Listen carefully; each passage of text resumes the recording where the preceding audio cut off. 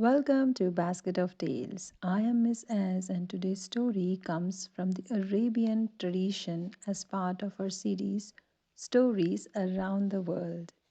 This story was one of the many stories that were told by Princess Shahrazad in an attempt to save her life from Sultan Shahryar, who had gotten a little bit paranoid about people trying to kill him. Princess Shahrazad married and she told him stories for 1001 nights to keep herself alive. And at the end of them, the prince decided that he liked her and he was going to keep her around. This is one of the stories that she told him on one of those 1001 nights. And this is a story of Hassan the Ropemaker. Once, long ago in Baghdad, there lived a man named Hassan. Hassan was a rope maker who made rope. His job was to braid and wrap it all together. Every day he went to his shop and he made rope. His rope used to get sold, but not as many because there were a lot of rope makers in Baghdad, and Hassan did not have enough money to set up a big shop. He had a wife and two children, and they made him very happy. He had enough money to feed his family and to keep them in a house, but not enough to give them all comforts. Well, sometimes he wished he had more money so that he can keep his family a little bit more happier. Well, there were other people, of course, living in the village of Baghdad, and some of those other people were two brothers named Saad and Sadi, and everyone in the town knew them because they were quite rich. But they could never agree on anything. If Saad said the sun would be bright that morning, Sadi would say it would rain and there would be no sun that day. If Sadi said they would have friends come to visit them that morning, Saad insisted that their friends would not come until the afternoon. Well, one day one of the brothers needed to buy some rope, and so two of them decided to go to Hassan's rope shop. They liked the rope and they bought it, but they also saw that Hassan was quite a poor man, and they both felt pity for Hassan. And as they were walking back home, they again started arguing. Of course.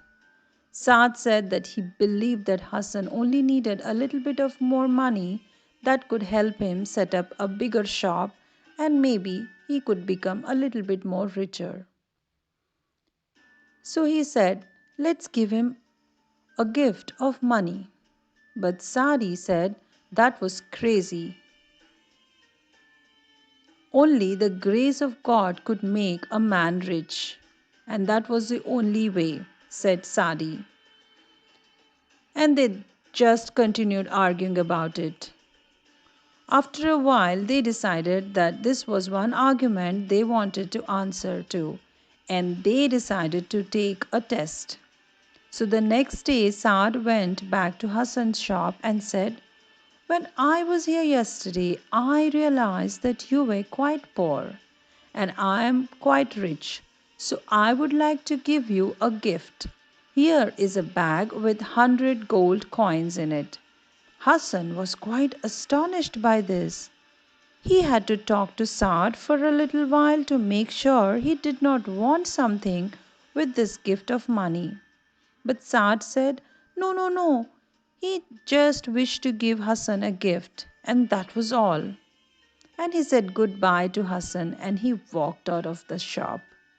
Hassan was still in a shock by his gift. He doesn't want rope. He doesn't want help with something. He doesn't even want a favor. He just gave me 100 gold coins. Oh, thank you, God, for the grace and the goodness of others. But Hassan was not exactly sure how he was going to get the gold home. You see, he was quite a poor man and he did not have anything where he could hide the gold. If he had to carry out in a bag, the bag would make noise and that would attract thieves and they can attack him and steal the gold. So he thought about it for a while. At night, he took the turban off his head, put the gold coins on top, and then wrapped it around so that the gold coins were securely held in the turban and didn't make any noise. Then he began to walk home. But as he walked home, the strangest thing happened. An eagle came flying down from the sky and snatched the turban off his head and flew away with it.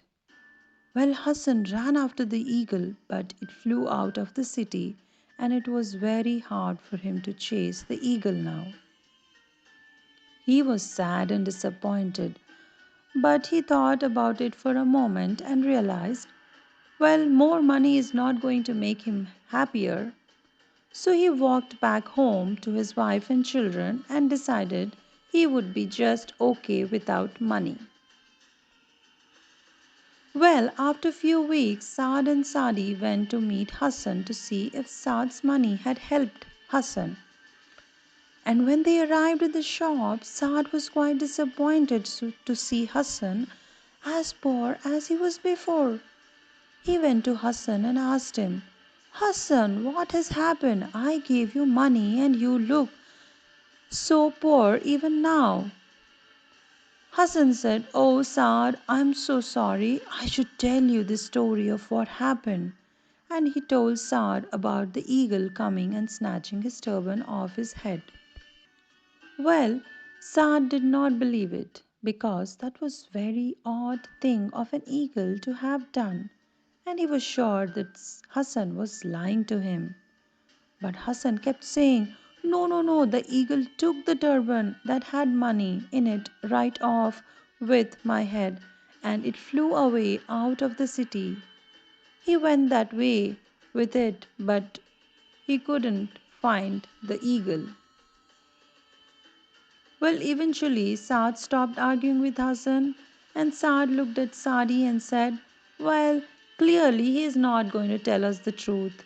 But my way did not work too. So, Sadi, it's your turn. Let us try and see the grace of God. Let us see if that will help this man become rich.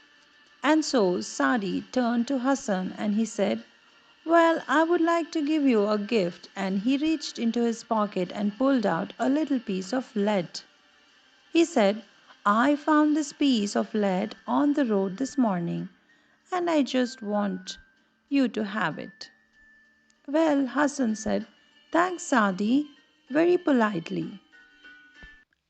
But inside he was thinking, What am I going to do with this piece of lead? And he stuck it in his pocket and he took it to his home with him. When he got home that night, he found it in his pocket and he tossed it into a little basket that he had. And then he forgot about it. He had supper with his family, and just after he had gone to bed, suddenly there was a knock on the door.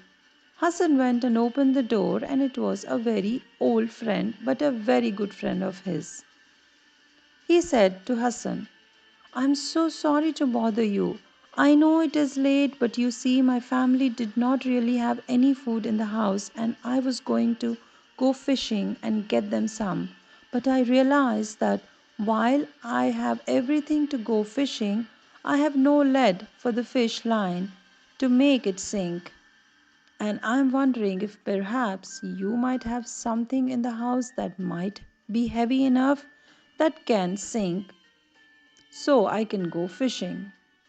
Suddenly, Hassan remembered that little piece of lead that Sadi had given him earlier that day. Hey, I have a piece of lead that you can have. Just one moment, I will get it for you. He went in and pulled out the piece of lead and gave it to his friend. His friend said, Hassan, thank you so much. I will bring you the first fish that I catch. Hassan said, It's not a big deal. It was given to me by someone, so don't worry about it. But his friend insisted that he would bring him the first fish that he had caught, and his friend left. for fishing. The next day morning, while he was getting himself ready to work, there was again a knock on the door. And when he went down to the door, it was his friend who had gone fishing. And he said, Hassan, thank you so much for that piece of lead. This morning, my family was able to have food. And here you go, the first fish I caught just as I promised. Just for you. And he handed over the largest fish Hassan had ever seen. He said, Well, thank you so much. My wife can make this for supper. And his friend said, I hope it will feed you and your family. Good day, Hassan. Thank you. And he laughed and left. His wife looked at the very big fish and she thought, I do not have a pan that is big enough to cook this entire fish. Well, she got an idea. If I cut it into half, then I can cook half of it and then the other half of it. That will work just perfect. And so she got out her sharpest knife and she began to cut the fish. To her surprise, as she began to cut, suddenly she couldn't cut anymore. And she wiggled the fish around a bit and eventually she managed to cut it in half. But as soon as she did, suddenly a big sparkling rock fell out of the fish and rolled across the floor. His wife picked it and put it aside. When Hassan returned home, she showed him the rock. He looked at it and he said, This is not a rock, this is a real diamond. This is so big, I bet it's worth 1,000 pieces of gold. While his wife was quite astonished, he cleaned it off very carefully and he took it to a diamond merchant and he sold the diamond. And he was right, it was worth 1,000 pieces of gold. First thing Hassan did, even before going home, he went to his friend's house, the one who gave him the fish. Hassan thanked him and gave 500 pieces of gold. And he thanked him again and again for bringing that fish, which had a big diamond in its belly. His friend admired Hassan's honesty and kindness. And as he was walking home, he thought to himself how to use the gold wisely. So he went to many of the other poor rope makers in Baghdad and he invited them to come and work for him. And before too long, he had to get a new and a bigger shop, and business was actually going very good. Soon, Hassan became quite rich. But he was always very kind to poor people in Baghdad. He paid all of the other rope makers who worked in his shop very well and he never stopped working himself. Well, after a time, Hassan had grown so rich that he decided to buy a house for himself and his family in the countryside. He had to have servants for the house and he paid them well. And soon Hassan became very famous as a rich rope maker who was very generous and paid everyone who worked for him quite well. And he also took care of them like a family. Well, of course, the word of Hassan's richness spread through the town. Suddenly, Saadi heard about it, and so one day they went to visit him, and Hassan welcomed them warmly to his home. Tell me, how were you able to become so rich? And the story about the eagle stealing your turban was not true, right? It was my 100 pieces of gold that made you rich, said Saad. Oh, no, no, no. In fact, it was Saadi's piece of lead that made me rich. And he told them this story about how he had given the piece of lead to his friend, and his friend had bought him the fish, and it had the diamond in it. Well, it did not matter that Hassan had told him the story of the piece of lead. Saadi now thought that his side was right, and it was the grace of God that made the man rich. Saad insisted that Hassan must be telling the tale about the eagle stealing his turban, And the two of them continued to argue about it all day long. Before dinner, Hassan and the two brothers, still arguing, went out into the garden for a walk. And suddenly, he happened to look up on the top of the tree. He saw something that looked rather odd. And so, when they got down to where the trees were growing, he said to Saad and Sadi, I am going to leave you with your argument for a moment. I want to climb to the top of these trees because I saw something rather odd up there. Look, look, what I have found.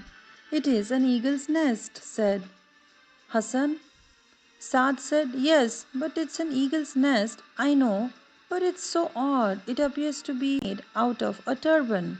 Yes, it's made of a turban. It is made out of my turban, the one that the eagle stole off my head. He began to unwind the turban, and suddenly, when he pulled the turban, 100 pieces of gold fell. They counted them, and they were all there. Oh Hassan, I'm so sorry. I did not believe you all of this time, and here you were telling us the truth. And Sadi, you are right. It is the grace of God that makes a man rich, not someone else helping him out with money. So they went into supper together, and do you know, they had the greatest feast ever, and Saad and Sadi barely argued at all. Well, thank you for listening, and I will see you sooner with another wonderful story. Until then, take care and happy listening.